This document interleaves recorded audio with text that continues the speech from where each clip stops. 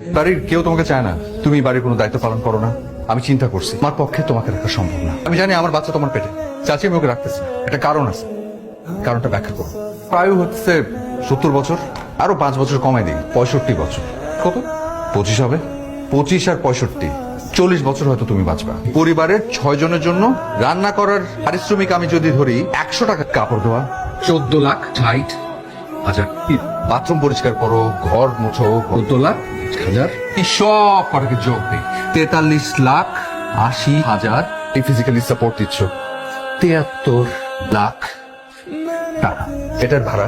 ছোট টাকা করে যদি হিসাব করি তাহলে আরো 73 লাখ। এই সব কটা যদি আমি যোগ করি, আগামী 40 বছরে তোমার পারিশ্রমিক হবে 2 কোটি টাকা। আর 14 গোষ্ঠী মিলেও তোমার এই টাকা শোধ করতে পারো। আমি তোমাকে অনেক ভালোবাসি, যদি আমি তোকে ঠকাতে পারবো না। তুমি চলে যাও, আর যদি পারো আমাকে মাফ করে দিও।